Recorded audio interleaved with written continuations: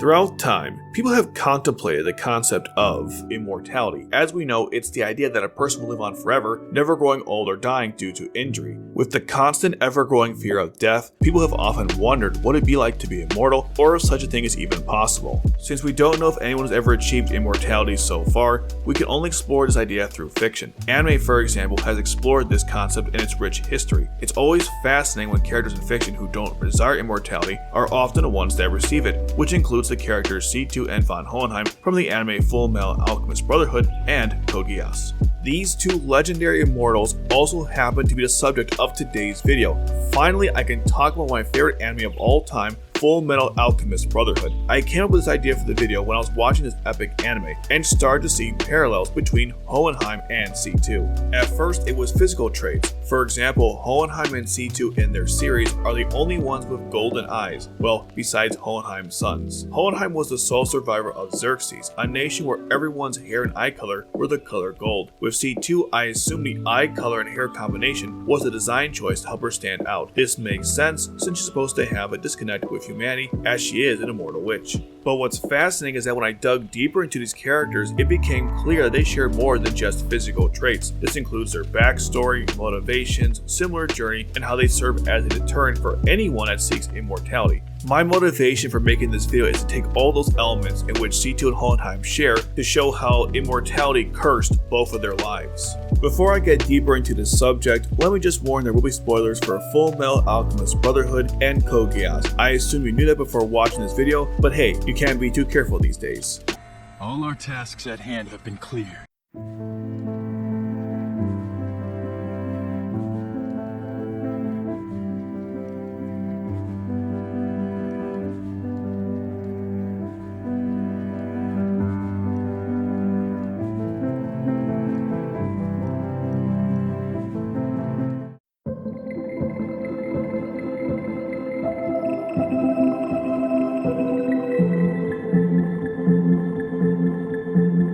Let's start with the backstory of our characters by going through their journey from slaves to gods. The past often can be a sign of what's to come in the future, which applies to both C2 and Hohenheim. From flashbacks, we learned that Hohenheim and C2 were slaves in their youth. C2 looked around 7 and Hohenheim was a teenager. Between the two, Hohenheim had a better upbringing for a slave. He was well taken care of and at least had friends to talk to. Besides his master taking a sample of his blood, a life for a slave can't get much better, aside from the freedom part. For C2, it was not uncommon to receive beatings from her master. C2's task as a slave must have been horrible as getting cut up became commonplace. In turn 16, she discussed the value of friends with Alush in a hypothetical manner, implying she never had any. What's even more depressing is that C2 has a nice heart and would have made lots of friends if given the chance. We never met her former master, but I'm sure he was a piece of work. C2 in desperation agreed to receive a Geass power by accepting a vague contract from a nun that she just met. Sounds awfully familiar. With this new power, people were forced to love C2, which is what C2 always wanted. Well, minus the forced part. C2 wanted people to love her for her, and because that wasn't the case here, it became boring and unfulfilling. C2's power became so strong that it eventually influenced people to start a religion around her, kinda like the people I see on social media nowadays. I guess C2 at this time was more popular than God himself, which I'm sure never came back to bite her.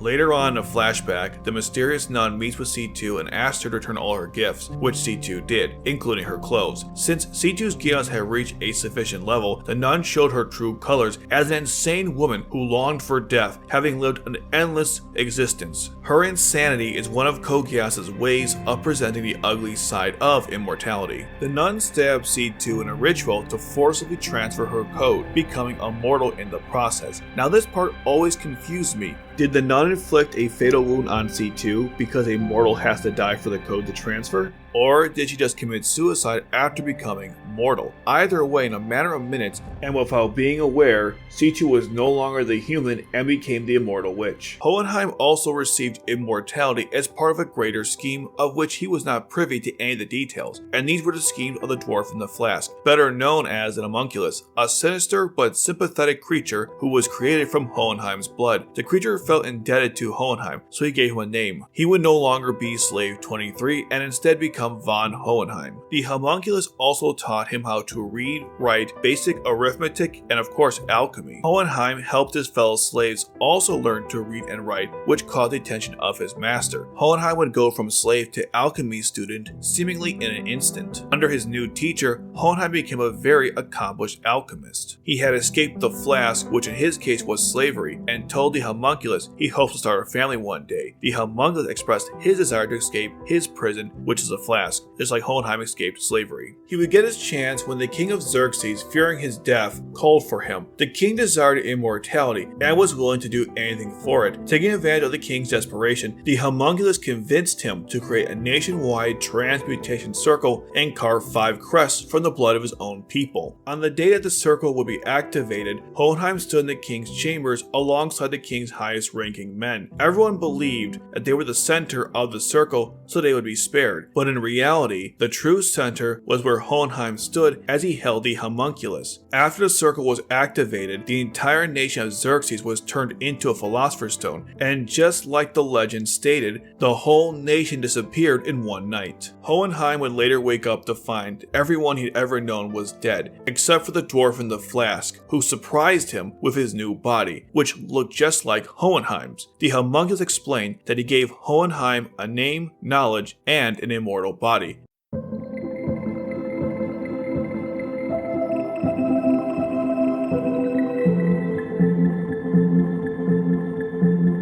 The two would part ways at this point. The homunculus, which I will refer to from now on as father, would go on to create a mistress and spread alchemy to that region. Hohenheim traveled to Xing, where he also spread his knowledge of alchemy, which later formed the creation of alchehistory. This alchemy is known for its healing capabilities, and it was also critical in saving everyone during the Promised Day. I think this is a good time to point out that while C2 and Hohenheim became immortal, it was never something that either desired. C2 just wanted to be genuinely loved by someone, and Hohenheim wanted a simple life where he would start a family and eventually grow old and die with his wife. Now, C2's desires were much simpler because of her age before becoming immortal and her environment that she grew up in. Hohenheim got to experience freedom and friendship, whereas C2 didn't. But back to what the characters did after becoming immortal, C2, much like Hohenheim, traveled the world, but gave out Geass contracts since obviously alchemy didn't exist in that world. Unlike Hohenheim's experience while traveling around the world, C2 had a terrible time as an immortal. She was brutally tortured or injured in a way that would kill a normal human. Keep in mind, C2 is over 400 years old, which means she experienced several lifetimes of pain and anguish. In stage 11, C2 told Lelouch that no one had ever thanked her before. While that might be an exaggeration, it does again show that even after becoming immortal, her life was still a living hell. Heck, it probably made it worse. For example, C2's immortal life is why she had to say goodbye to so many people who are kind to her. In stage 25, she told Lelouch that everyone who had ever been kind to her is gone. They simply fade away into the empty void of time. This reality is why C2 acted cold towards others and went by C2. She no longer saw herself as a human, so what's the point of having a human name? When she first met Lelouch, he was just a tool to help her end her life, just like the nun was going to use her to end her life. We of course know that C2 would change throughout the story because of the kindness Lelouch showed her. Hohenheim, just like C2, also found meaning in his endless existence when meeting Trisha. The two would get married and have 2 sons, Edward and Alphonse.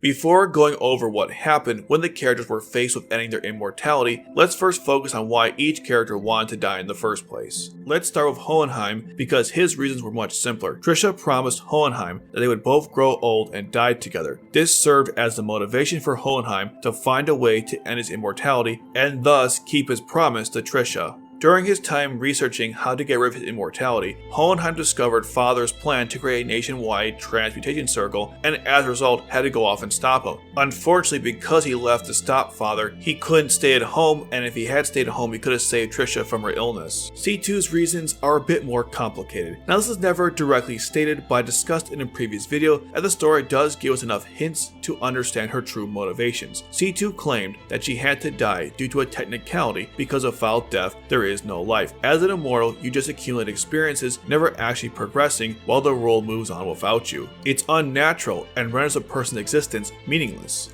And while C2 isn't entirely wrong here, this isn't really what she wanted. C2 just wanted to be loved by someone. She wanted companionship, friendship, and maybe someone who won't try to kill her? All jokes aside, she was between 400 to 700 years old, depending on how you interpret the story. Side note, I like how she never states her age because being immortal makes birthdays pointless, so it makes sense that C2 never brings it up, probably because she didn't know anyways. Now back to the original point. C2 probably figured that she couldn't find a good person all that time, they simply didn't exist. The story implies that C2 wanted more than just to die and the things I mentioned earlier when she rejected Charles before he took her code, ending her life. And she does this because Lelouch promised her the real thing she wanted, happiness, the smile she never had. It's actually poetic if you think about it. C2 was about to be free of her immortality, a goal she'd been working towards for years, possibly decades, and gave it up because there was a possibility of actually getting what she really wanted.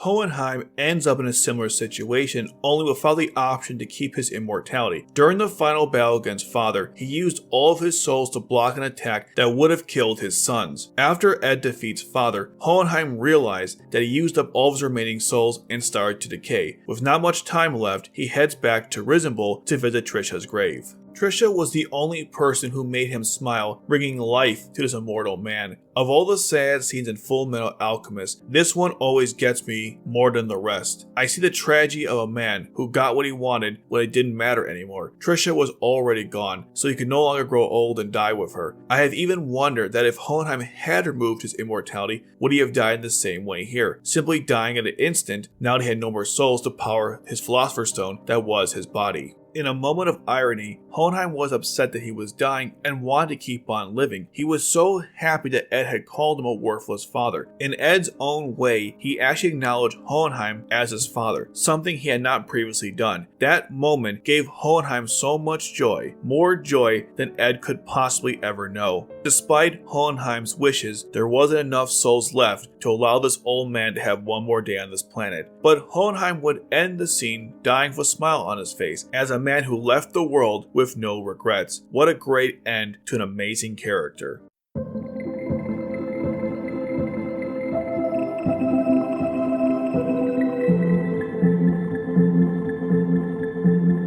At the end of Code Geass, C2 remained an immortal, still condemned to keep going on while the rest of the world dies around her. But that's not the tragedy here. C2 had a desire to live and enjoy her existence thanks to Lelouch, the first person to ever give her what she really wanted. Unfortunately for C2, Lelouch sacrificed his life as part of the Zero Requiem, which was the final act needed to move the world towards the future. C2 now had a reason to go on in life, but she couldn't ever be with the one responsible for giving her this new lease on life. In Turn 24, Lelouch promised C2 he'd come back to her, even though they both knew that was never going to happen. Yet it still made C2 happy just knowing someone cared about her. Hopefully she moved forward with that mindset even without Lelouch. I like to speculate what happened to C2 after the events of R2, so let's do that. Now it's probably fair to say that she won't be giving out contracts anymore since she no longer desires to transfer her code to someone else. She probably doesn't want to put someone else through the torment of the whole endless cycle of Geass and codes.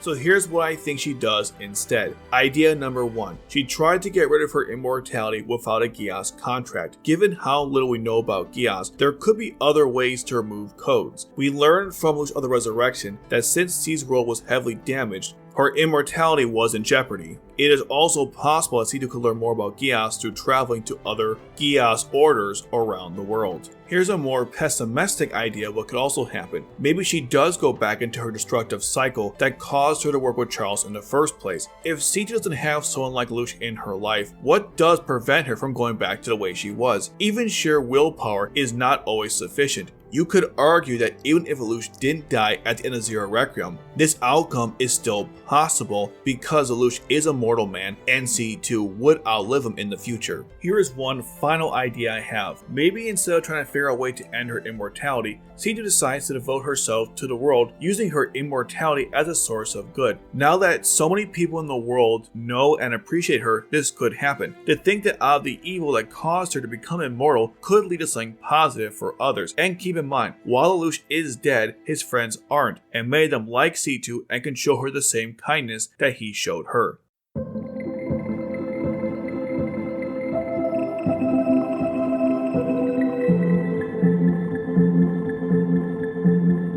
When I reflect on C2 and Hohenheim, it becomes clear why immortality is something to be avoided. It robs you of your humanity and prevents long-term relationships with others. Living forever has even less meaning than our current temporary lives. I can't say for sure if tempted by the prospect of immortality that I would outright reject it. On my most recent rewatch of Fullmetal Alchemist Brotherhood, I could feel a little bad for the king of Xerxes and the generals of Amestris. I mean, death is a scary concept. How can you imagine the world without you? Death is unavoidable, but also a necessary part of life. It is a natural order of things. I often think about something Kevin Smith said on Joe Rogan's podcast many years ago. I recognize that both today are not liked due to some recent events, but the idea is still relevant and worth sharing. I spent my whole life terrified of fucking dying. And when I was as closest to it as I ever knew I was, and for all I know, I was closer someplace, but like I was cognizant and told by a professional, this is fucking risky. I remembered like there's a issue of Sandman, which I absolutely, and so she eventually gets into a room with this older guy who's like, who are you? And you know, she's like, I'm here for you. You know who I am. And he's like, that's it? He's like, oh my God, I did all these things. I worked my fingers to the bone, and what did I get? There's this line she says to the guy. She goes, you got what everybody gets. You got a lifetime. I wasn't scared. Like suddenly the fear just went away and it seemed logical. Like, of course it's over. Like things end. If it's done, it's done. And count your blessings and be happy and don't be a bitch. Like if the fucking ferryman shows up tonight, don't fucking hold out. Don't be the last asshole at the party going, no. Like, just fucking pay the ferryman, get on a boat and go. We'll see what's next and stuff. Like, yeah, I'm going to die one day.